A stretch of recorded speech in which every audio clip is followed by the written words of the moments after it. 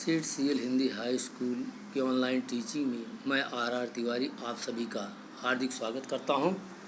आज हम प्रीपोजिशन के बारे में पढ़ेंगे। प्रीपोजिशन का उपयोग कब कहाँ कैसे किया जाता है, आज इसी के बारे में हम सब पढ़ेंगे। सबसे पहले जान लेते हैं कि प्रीपोजिशन है क्या।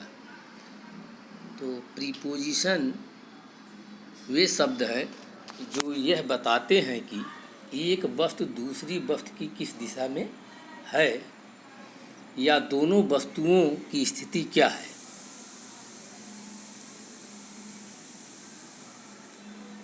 प्रीपोजिशन का अर्थ प्री और पोजीशन से मिलकर बना हुआ है। प्री का अर्थ पहले होता है, पोजीशन का अर्थ स्थान या स्थिति, तो पहले का स्थान। इन्हें प्रीपोजिशन इसलिए कहते हैं क्योंकि एक किसी नाउन या प्रोनाउन के पहले आती है। इनका उपयोग नाउन या प्रोनाउन के पहले किया जाता है, इसीलिए हम इसे प्रीपोजिशन कहते हैं। ये प्रीपोजिशन की डिफिनीशन है, परिभाषा है। अब प्रीपोजिशन हैं कौन कौन से? वैसे तो प्रीपोजिशन बहुत हैं, लेकिन कुछ प्रीपोजिशन के बारे में आज हम पढ़ेंगे। Preposition on, upon, at, above, over, इन सब का अर्थ हिंदी में पर या ऊपर होता है। अंडर, बिलो, इसका अर्थ हिंदी में नीचे होता है। इन, इनसाइड, इनटू, हिंदी में इसका अर्थ अंदर या में होता है। आउट, आउटसाइड, इसे हम बाहर कहते हैं हिंदी में, इसका अर्थ मीनिंग हिंदी में बाहर। अबाउट, अराउंड, राउंड, इसका हिंदी में अर्थ होता है चारों ओर। थ्रो यानी बीच में से होकर। बिहाइंड, आफ्टर, इसका अर्थ पीछे होता है। बिफोर, इन फ्रंट ऑफ, इसका अर्थ आगे होता है। इसी तरह से और प्रीपोजिशन ऑफ, का, फ्रॉम से, टू, को का, बाय तक, से, विद से या साथ, फॉर के लिए, सिंस से समय के लिए, निश्चित समय के लिए उपयोग किया जाता है। अब नियम जान लेते हैं एक एक का। सबसे पहले ऑन, ऑन माने पर या ऊपर। ऑन का उपयोग कहाँ किया जाता है? जब कोई वस्तु किसी वस्तु के ऊपर स्थिर हो तो वहाँ ऑन आता है। जैसे मान लीजिए टेबल है और टेबल के ऊपर कोई चीज़ रखी है, वहाँ स्थिर है वो, तो वहाँ पर ऑन का उपयोग होता है। जैसे एग्जाम्पल है, the book is on the table.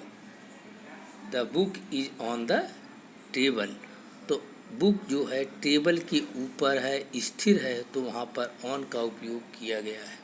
और ऑन का प्रयोग दिन, निश्चित तारीख बताने के लिए भी किया जाता है। इसमें दिन हो, निश्चित दिन या तारीख निश्चित हो, तो वहाँ पर भी ऑन का उपयोग किया जाता है।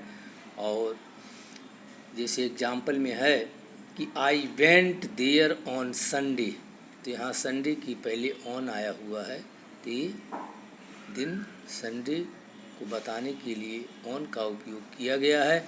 आई शैल कम ऑन 5 अक्टूबर, निश्चित तारीख है, इसके लिए यहाँ पर ऑन का उपयोग किया गया है। तो ऑन का उपयोग जब कोई वस्तु किसी वस्तु के ऊपर हो, स्थिर हो, वहाँ वो भी उपयोग होता है। निश्चित समय, निश्चित दिन के लिए भी ऑन का उपयोग किया जाता है। इसी तरह से दूसरा नियम यहाँ पर अपॉन आता है। इसका भी अर्थ ऊपर ही होता है, लेकिन जहाँ पर गति पाई जाए या एक स्थान से दूसरे स्थान पर जाना पाया जाए, तो वहाँ पर अपॉन का उपयोग होता है। वहाँ अपॉन का ही प्रयोग करेंगे, नहीं तो ऑन का उपयोग नहीं कर सकते हैं। The cat jumped upon the table. अब यहाँ देखो कि cat jumped upon the table. Cat के कूदने की गति, टेबल पर कूदने की गति है कैट की, वो टेबल पर कूदती है। यहाँ गति मोशन है, गति है, तो गति के लिए यहाँ पर टेबल के पहले अपॉन आया हुआ है, यानी बिल्ली की कूदने की गति अपॉन द टेबल। अगर यहाँ गति नहीं होती, उसमें मोशन नहीं होता, तो यहाँ पर ऑन का उपयोग हो जाता। जब बिल्ली अगर टेबल पर बैठी होती तो लिख देते the cat is sitting on the table, लेकिन बैठी नहीं है, उसने कूदा और उसके कूदने की जंप करने की गति थी, इसलिए यहाँ पर the cat jumped upon the table. तीसरा है ओवर का उपयोग। इसका भी अर्थ ऊपर होता है, लेकिन ओवर मीन्स ऊपर या पर।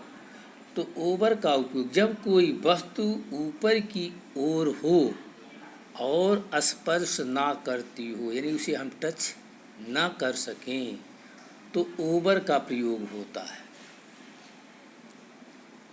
जैसे the birds are flying over the garden, पक्षी बगीचे के ऊपर उड़ रहे हैं, हम उसे टच नहीं कर सकते हैं, न वो बगीचे को फिर टच कर रही हैं, इसलिए वहाँ पर ओवर का उपयोग किया गया है। यानी जब कोई वस्तु अपने से ऊपर हो और हम उसे टच ना कर सकते हों, छू ना सकें, तो वहाँ पर ओवर का उपयोग किया जाता है। जैसे the sky is over us, आकाश हमारे ऊपर है, we can't touch the sky, तो वहाँ पर ओवर का उपयोग होगा।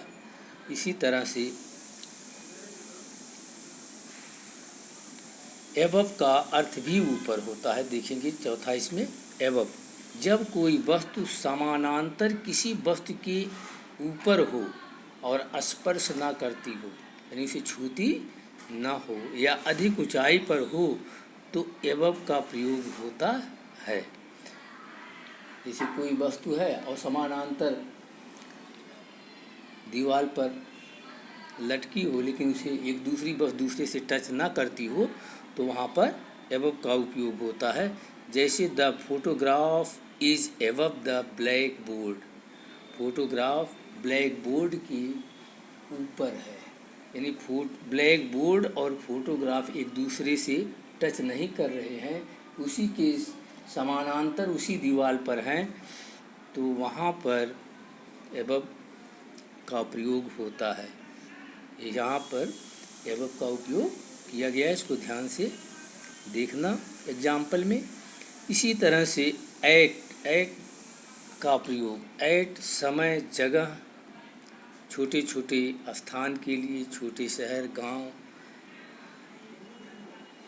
को बताने के लिए एट का उपयोग होता है, और समय को बताने के लिए भी एट आता है। एग्जाम्पल देखेंगे, he met him at the station, station छोटा स्थान है, इसलिए यहाँ पर एट का उपयोग किया गया। मैंने पहले ही बताया कि छोटे छोटे स्थान, शहर, छोटे छोटे शहर, छोटे गांव, और समय के लिए एट का उपयोग होता है, तो एट यहाँ छोटा स्थान द स्टेशन है, इसके पहले एट का उपयोग किया गया है। इसके पहले ही बताया गया है किसी नाउन या प्रोनाउन के पहले ही प्रीपोजिशन का प्रयोग किया जाता है। द स्टेशन नाउन है। इसी तरह से he will come eight 8 o'clock, यहाँ पर समय बताने के लिए मैंने बताया, तो यहाँ पर समय के पहले एट आया हुआ है, समय बताने के लिए भी एट का उपयोग किया जाता है। थर्ड एग्जाम्पल इसमें देखेंगे कि the beggar is standing at the door, door place है, उसके पहले एट आया हुआ है, तो छोटे स्थान के लिए एट का उपयोग किया जाता है। तो यहाँ पर स्थान बताने के लिए एट का उपयोग किया गया है। The beggar is standing at the door. Thank you.